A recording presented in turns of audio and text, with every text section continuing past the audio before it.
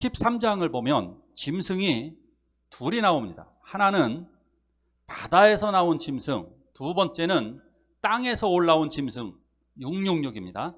첫 번째 바다에서 올라온 짐승은 외부로부터의 기독교 핍박을 얘기합니다.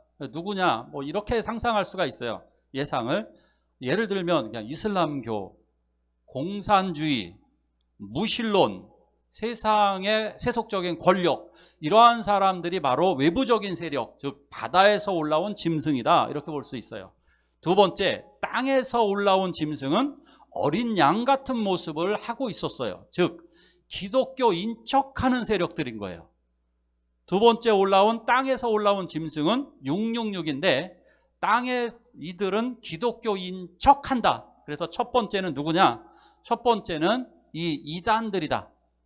이단들은 그러면 우리를 어떻게 기독교인을 타락시키느냐? 미혹시켜서 기적으로 미혹시킨다.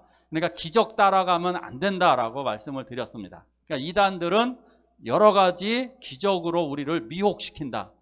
두 번째, 기독교인 척하는 또 다른 세력이 누굴까요?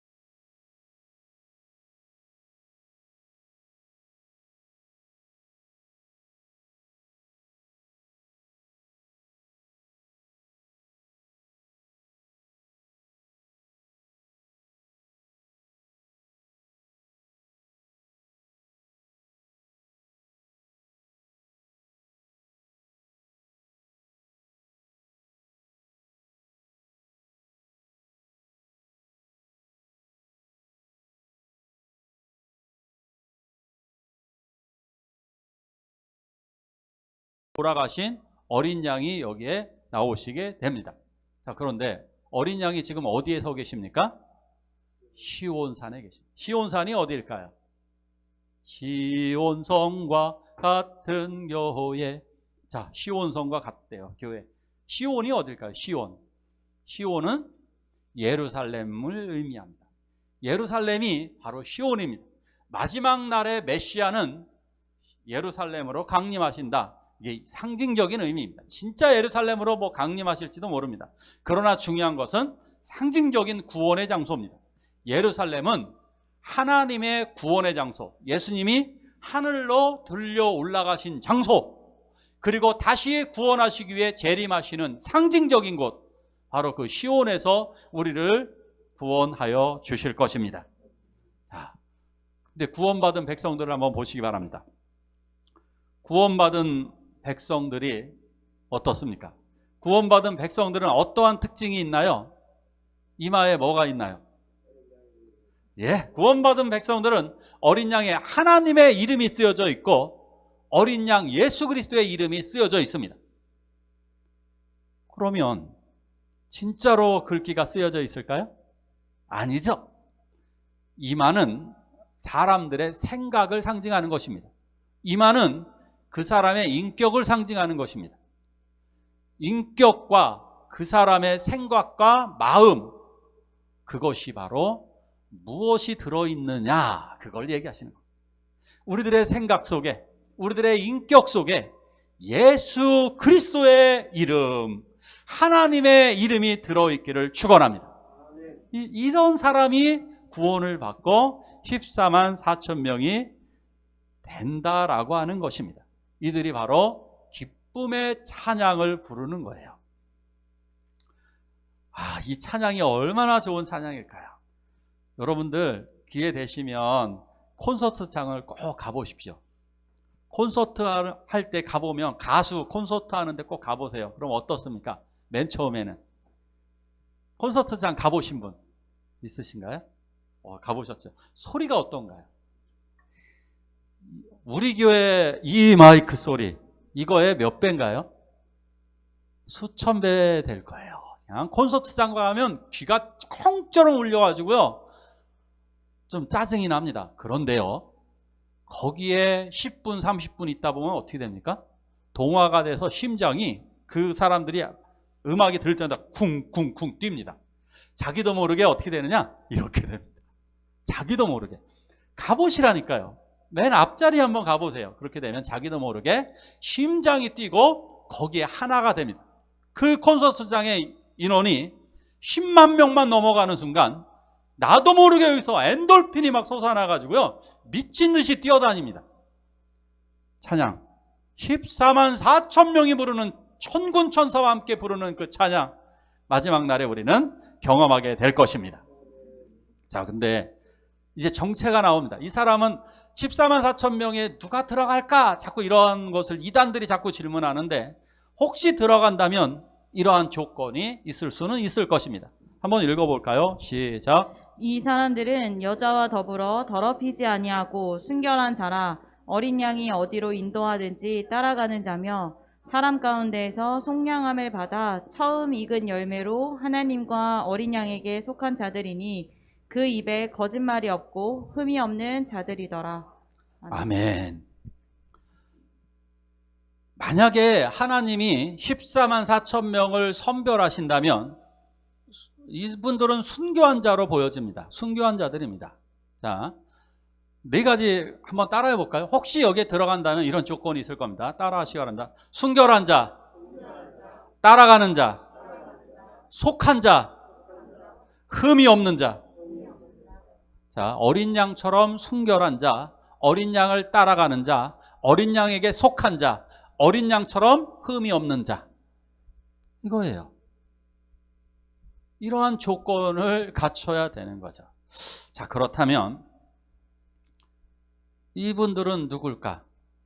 이분들은 정확히 얘기하면 이것은 구원받은 자들의 대표성입니다. 대표성인 거예요. 우리나라 국회의원들 여러분들 밉죠? 국회의원들 형편없죠?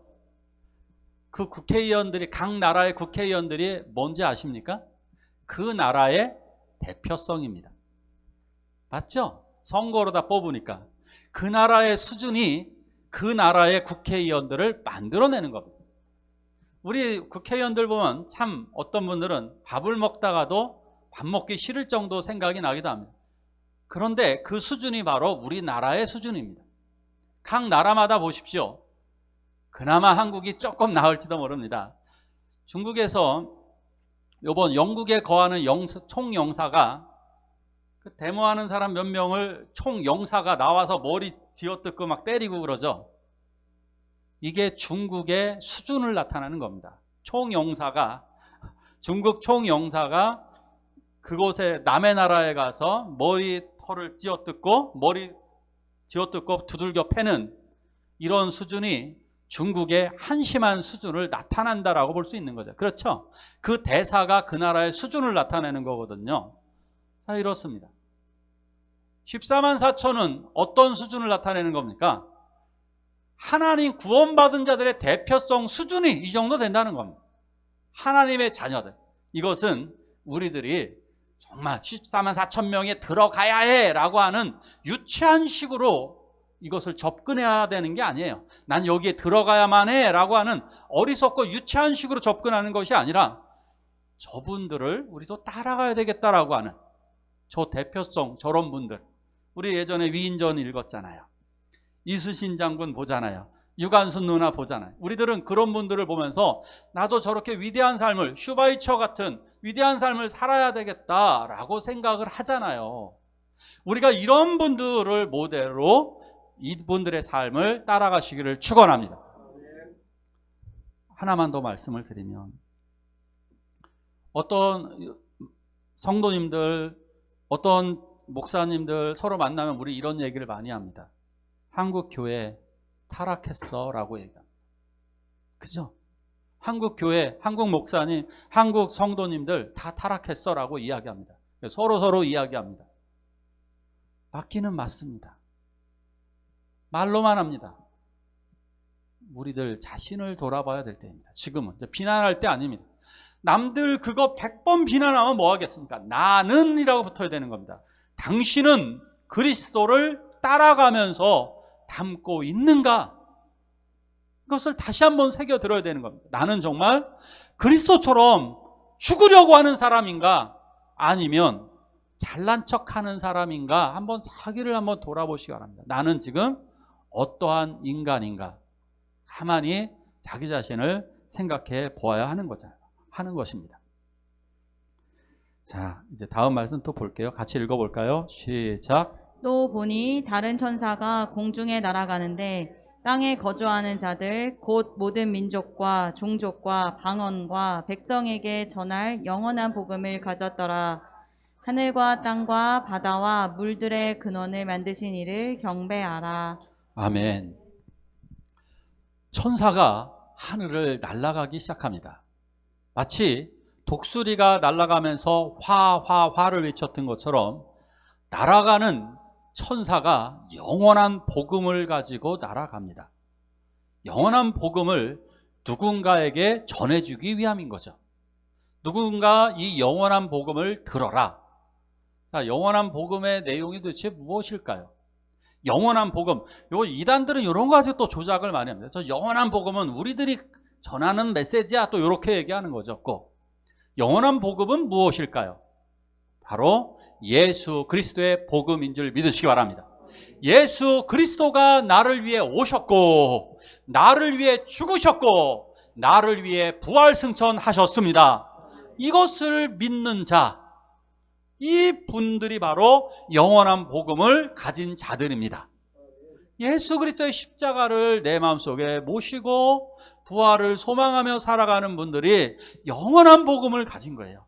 이 영원한 복음을 가진 자들이 승리하게 될 것입니다. 이 영원한 복음. 그래서 영원한 복음을 가진 자들에게 외치는 천사들의 메시지는 무엇이냐? 오직 그에게 하늘과 땅과 바다를 만드신 우리 하나님만 경배하라입니다. 누구에게 경배하면 안 돼요? 짐승, 이단들 교주, 짐승 가서 돈으로 매매하는 사람들, 그러한 사람들에게 경배하지 말고 무릎 꿇지 말라는 것입니다. 그러니까 다시 한번 말씀드립니다. 이런 거에 현혹되지 마세요. 14만 4천 명에 들어가야 돼. 7년 대환란이 오면 짐승의 표 베리치 받으면 안 돼. 그런 얘기에 현혹되지 마세요. 그런 게 중요한 것이 아니라 복음의 확신. 나는 예수 그리스도의 복음을 가졌으니까 나는 구원받았다. 이 복음의 확신을 가지시기를 축원합니다. 자, 또 말씀 볼까요? 같이 읽습니다. 시작. 또 내가 보니 흰 구름이 있고 구름 위에 인자와 같은 이가 앉으셨는데 그 머리에는 금 면류관이 있고 그 손에는 예리한 낫을 가졌더라. 구름 위에 앉으신 이가 낫을 땅에 휘두르매 땅의 곡식이 거두어지니라. 아멘. 아니, 예수님이 왜 이런 낫을 들고 계실까요? 예수님이 왜 낫을 들고 계시지? 희한하게. 이상하죠? 예수님이 왜 낫을 들고 계실까요? 여기서 말씀하시는데 낫을 땅에 휘두르니까 곡식들이 거두어집니다. 그러면 여기서 중요한 것이 곡식입니다. 곡식. 곡식은 구원받은 하나님의 자녀들을 의미합니다. 그래서 구원받은 하나님의 자녀를 알곡이라고 얘기하고 구원받지 못한 것을 가라지, 잡초라고 이야기하는 것입니다. 구원받은 자녀들, 하나님의 자녀들, 저 곡식을 다른 부분에서는 마태복음에서는 이렇게 이야기를 하죠. 마태복음에서 곡식, 알곡을 모아서 곡간 안에 들이시는 심판하신 하나님을 묘사하고 있습니다. 천사들이 알곡을 곡간 안에 들입니다. 곡식은 구원받은 하나님의 자녀들입니다. 그런데 아주 신기한 것이 하나 있어요. 그러면 대적들은 어떻게 하느냐? 대적들은 좀 이따가 나오는데 바로 제가 미리 보여드릴까요? 천사가 낫을 또 휘둘러서 거둡니다. 이해 가십니까? 악한 자들은 천사가 심판을 대행하고 우리 믿는 자들은 그리스도께서 친히 구원하여 주십니다. 낫을 휘두르시는 이유는 당신의 백성들을 내가 손수 보호하고 구원해 주시겠다라고 하는 하나님의 은혜, 성령의 인치심을 의미하는 것입니다. 하나님이 이렇게 우리를 구원하십니다. 친히 그의 손으로. 그리고 반대로 우리들의 대적은 어떻게 되느냐? 바로 이런 결과를 맞이합니다. 같이 읽습니다. 시작. 천사가 낫을 땅에 휘둘러 땅의 포도를 거두어 하나님의 진노의 큰 포도주 틀에 던짐에 성 밖에서 그 틀이 밟히니 틀에서 피가 나서 말 굴레에까지 닿았고 1600 스타디온에 퍼졌더라. 아멘. 아멘. 성도들은 그리스도께서 친히 수확을 하셔서 보호하십니다. 그러나 악한 대적 원수 마귀들은 천사가 심판을 대행하게 됩니다. 그래서 그 천사들을 통해서 이렇게 피의 보복, 피의 심판이 이루어지게 됩니다. 그런데 그것을 상징적으로 잘 보여주었어요. 포도로다가. 포도즙 틀이 이렇게 생겼습니다. 물론 어떤 데는 통으로다가 만들기도 하죠. 어떤 나라는 통으로다가 만들기도 하고 어떤 나라는 이렇게 목욕탕처럼 만들기도 합니다. 저기에 포도를 놓고 이제 밟습니다. 밟는다. 밟히니라고 대적들을 밟는 것으로 묘사하고 있습니다. 원래 전쟁이 벌어지게 되면 적들을 밟고 지나갑니다. 적들을 밟고 지나가는데 혹시 이 중에서 농구 좋아하시는 분 있나요? 농구 경기를 할 때 그 축구 경기도 마찬가지입니다. 상징적인 의미입니다. 쓰러진 선수를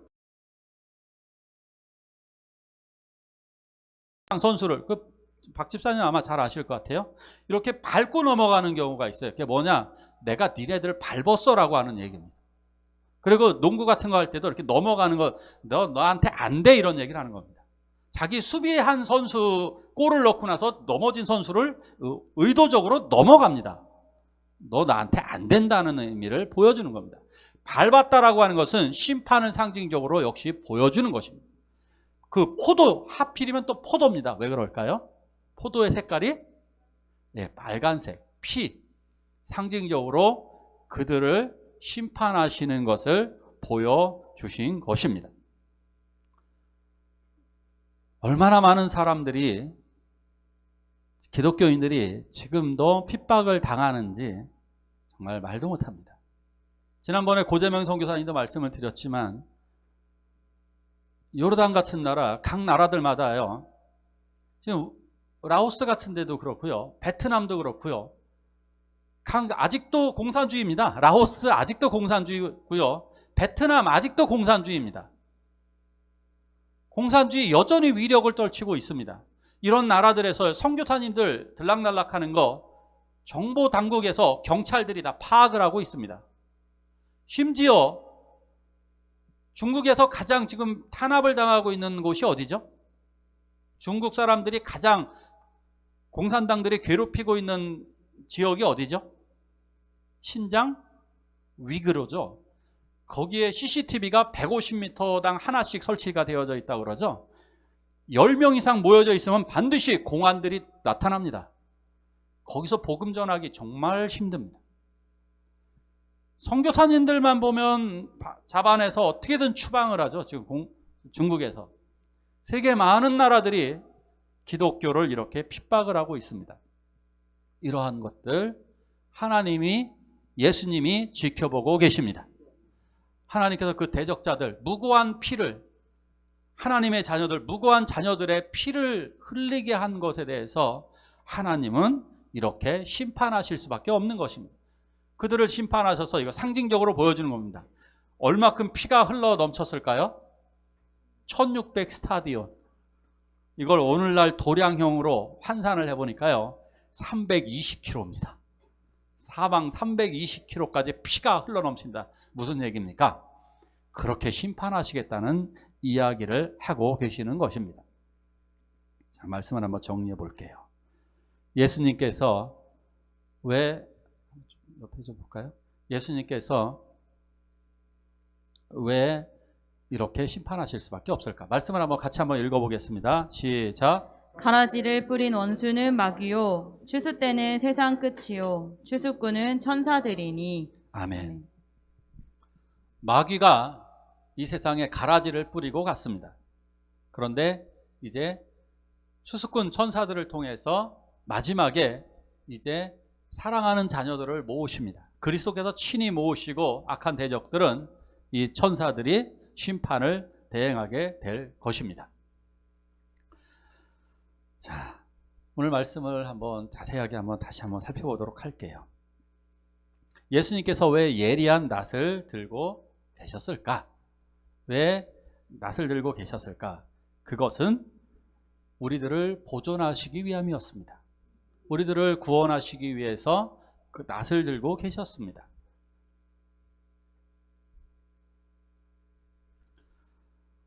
이 말씀 한번 같이 한번 읽어볼게요. 시작. 성도들의 인내가 여기 있나니 그들은 하나님의 계명과 예수에 대한 믿음을 지키는 자니라. 아멘. 아멘. 심판을 계속해서 강조를 했습니다. 그죠? 왜 그럴까요? 한번 생각을 한번 해보죠. 왜 재앙은 세 가지 형태로다가 보여주셨을까? 첫 번째는 일곱 인 재앙이 있었고요. 7 나팔 재앙이 있고요. 좀 있으면 7 대접 재앙이 벌어집니다. 아니 왜 이렇게 삼중적으로 그것도 7개씩 이렇게 보여주셨을까?